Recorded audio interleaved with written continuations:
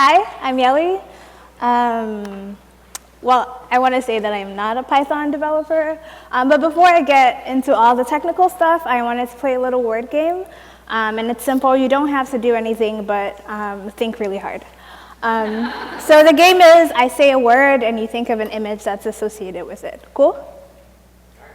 Okay. Superhero. Ninja. Hacker.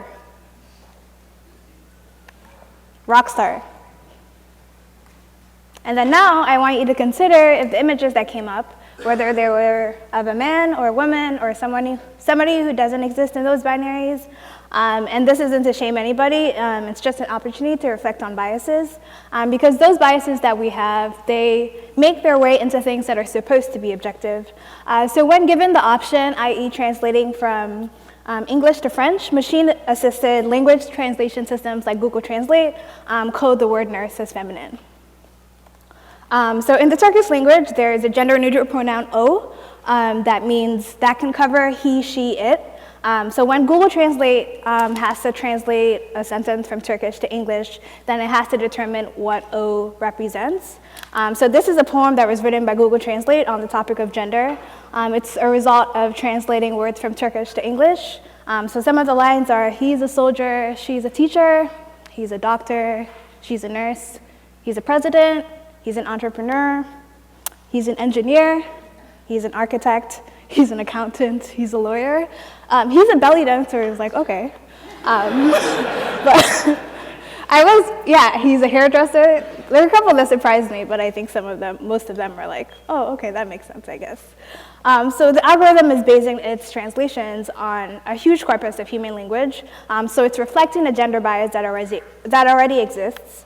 So another example of the effect of gender in language is the augmented writing platform Textio they help you write job listings, I think.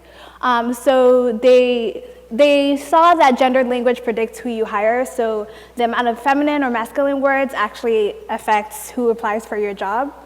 So I was thinking about this in other ways, that gendered language communicates ideas we might not mean to. So I wanted to create something that allows us to explore gendered language, and that's what this talk is about, building a gender dictionary.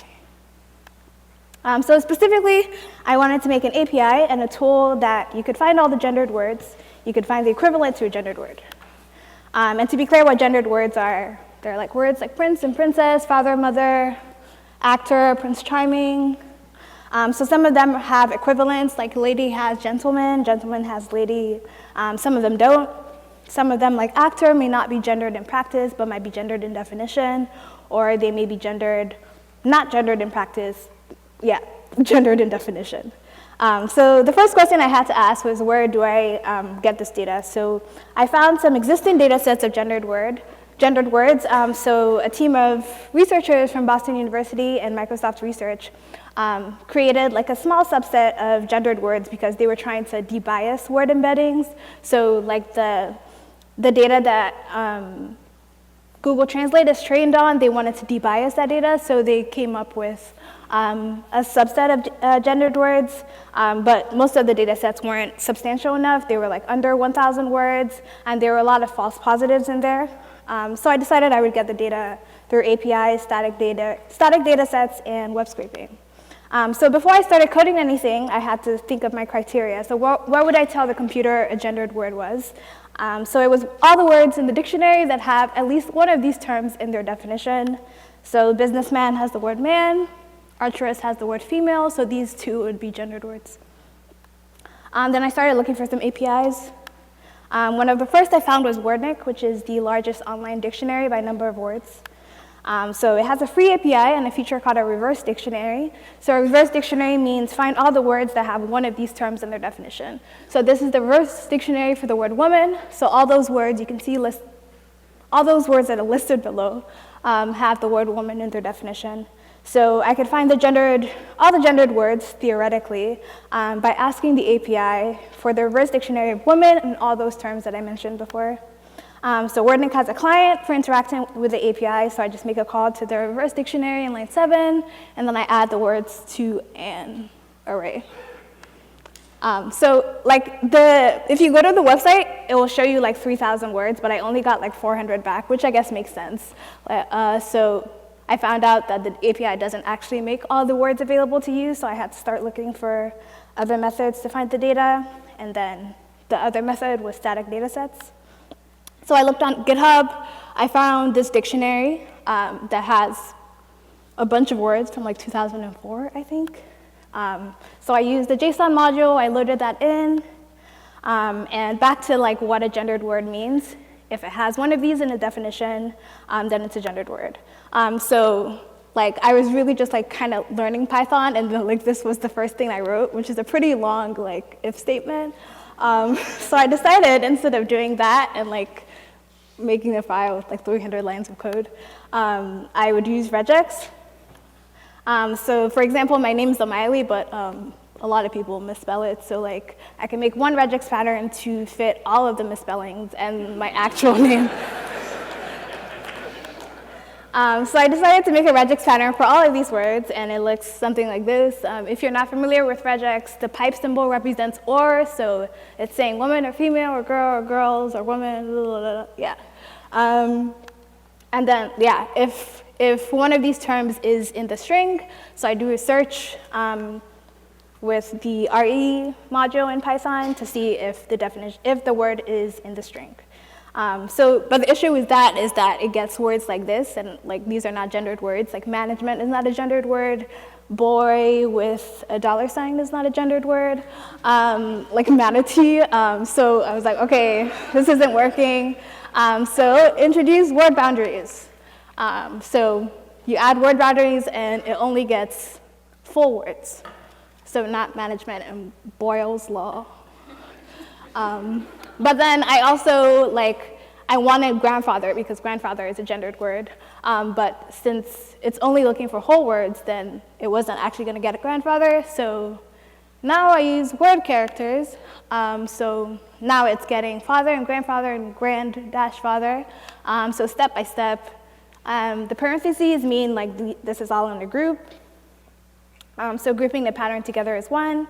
Character set means match any character in the set, the square brackets. Like I said, /W is the word character. Then this is saying match a dash. So the asterisk is saying match 0 or more of whatever comes before. So it can be 0, it can be 1, it can be 4. So you can have G-father, you can have grandfather, you can have G.father. And this is saying it's optional. So these are the final regex patterns. They're pretty long. But after I finalized the pattern, so I went through the dictionary, the Webster dictionary I got from GitHub, and then if the definition contained one of these terms, so I did a search in line 7. So if it contained one of these terms, then I added it to the list of gendered words. So when I added the words together, I came up to about 8,000 words, and I was like, okay, this is cool. This is more than the 400 that I started with. But then I went through the list and I saw lioness was in there, and lioness, for the dictionary, lioness is a word that describes an animal, so it's not actually a gendered word that I want. And there were some other words in there that I was like, this is not a gendered word, so how do I get this out? So I decided I would find patterns of the incorrect words, so I could figure out a way to remove them. And one of the patterns was that in some incorrect words, the gender term was being used as the object of a preposition. So for example, in the definition of waterfall, it's an arrangement of a woman's back hair. It's not a word that describes a woman. In the definition, the word woman is the object of a preposition. And you can see the same for Peter and Mantlet, stable sand. Peter is a common baptismal name for a man. It's not a word that describes a man. It's a thing for a man. So how would I remove words in those categories? So first, I had to isolate the string. So I only care about everything before and the gendered word. So I don't know if you can see the highlight, but everything that's highlighted. The rest of it, I don't really care about it. So to get the part of the string before the gendered word, I would have to find the gendered word and then strip it at that location. So using the regex module,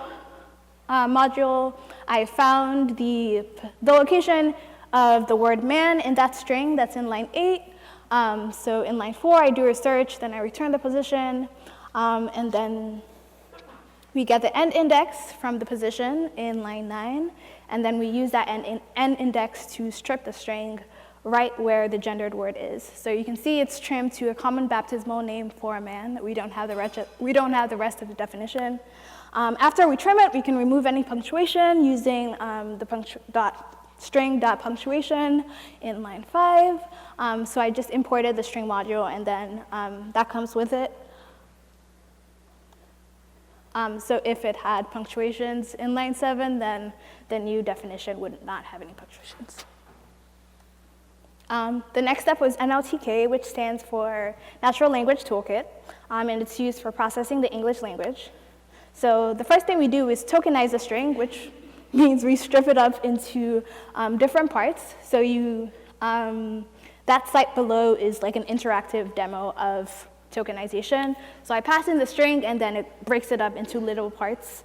And then it also throws away the punctuation if you haven't done that already. So after we tokenize, then we can use a part of speech tagger to add parts of speech to the different tokens. So in line 5, it's tokenized, so it breaks up the string into an array of different parts. And then in line 8, we call NLTK, we call the POS tagger, and that gives the different tokens in the array a part of speech. And like, I don't know off the top of my head what these means, but like you can find them online. So JJ means adjective, so we can see baptismal is an adjective. NN means noun, so we can see man is a noun. 4 is IN, which is a preposition or a subordinating conjunction. So we can see what parts of speech are the different words in the sentence. So after we do that, then we check. So if you remember, we cut the string right when we saw the gender term. So we know the gender term is the last item in the string. So we check the item before the last item, which is what we're doing in line 7, and we say if this is a preposition, then return false, it's not a gendered word. So after I did that, there were some other patterns I saw. One of them were clothing items. So like these are some of the gendered words that were in the dictionary, like skivvies and hobble skirt and pajama. So I found a list of clothing items online from the Collins Dictionary. I applied for an API key. I still haven't, like 6 months ago. I still haven't gotten it. So I was like, oh, I'm not gonna wait for you to give me this list. So I decided I would scrape their website. So web scraping is a tool for extracting information from websites that involves grabbing the HTML that makes up the website. So in Python, 2 libraries that I use for web scraping are urllib.request and Beautiful Soup. So the first thing I had to do was look at how the data I wanted is structured in the DOM. So I can see that the data that I want is the child of a span, is a link that's a child of the span that has a class TD. So I loaded the URL using urllib in line 3. And then in line 4, that's all the HTML called soup. And then in line 5, I find links that are the children of spans with the class TD. And then I get all the text, and then I have the data that they didn't want me to have. So after I filtered words that were secretly clothing items, gendered words that were secretly like animals, I came down to a list of about 4,000 words. And then the last step, or one of the last things I needed to do was find gender opposites. So for each word that had an opposite, I wanted to find what that opposite was. So we can do that using word2vec. So word2vec is an algorithm that transforms word to vectors. So back in 2013, some researchers at Google set loose a neural net on a corpus of about 3 million words from Google News texts. And the goal of the neural net was to look for patterns in the way words appear next to each other. So you can see the words in green, garden appears next to hose, and it's far away from refrigerator. Refrigerator appears close to microwave. So the Google team discovered that it could represent these patterns between words in vector space, and you could analyze these patterns using like simple vector algebra. So words with similar meanings occupied similar parts of the vector space. So it's based on the idea that a word is characterized by the company it keeps. So a word is close to a word in vector space if they appear in the same context. So for example, if we gave the algorithm this text, it would say salt is more conceptually close to seasoning than it is to say chair, because they are used in different contexts, while salt and seasoning are used in close contexts, and then seasoning and chair are not really used in the same context. So with that model, we can do stuff like getting the similarity of words. So what similarity of woman and rectangle is under 0.1. The similarity of woman and wife is about 0.8, I think. And then you can also do word analogy. So woman is to queen, as man is to king. So in Python, if you want to use models in the word-to-vec algorithm, you can use a library called GenSim. So like I mentioned earlier, the Google researchers trained a neural net on about 3 million words. So we can load in that model. Actually, like we're doing in line 2, it's called the Google Vectors. You can just Google that, like Google Vectors. And then if you want to do the analogies, you use the most similar method. So that's what we're doing in line 9, and the way you phrase it like you would an analogy. So woman is to wife, as man is to what? So the positive words are woman and wife, and then the negative would be man, and then we get the result from the model, and then if the score is above 0.6, then we say, okay, this is an equivalent. So that was it. I got the initial word set from APIs and static data sets, then I cleaned and filtered the data set using Regex, web scraping, and NLTK. Then I used word2vec to find the equivalents for the words that have them. Then I created an API to house the data. So you can see woman is to wife as man is to husband. So when navigating the site, users can learn which words or named phenomena are specific to one gender, i.e., so which words don't have gender equivalents, or where there are significant imbalances in the English dictionary. So what gendered experiences do we have names for? What might be missing? What words for describing a certain gender exist in surplus or in scarcity? So what words have undergone semantic derogation, which is the process where words after time take on more negative connotations, like mistress and master were originally supposed to be the same word, but over time one has taken on a negative connotation and the other has stayed the same.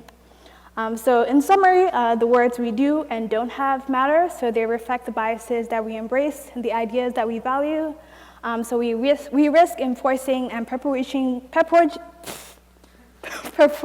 I can't say that word. We risk reinforcing these biases and negative values if we don't interrogate the words we use and why. And that's all. Thank you.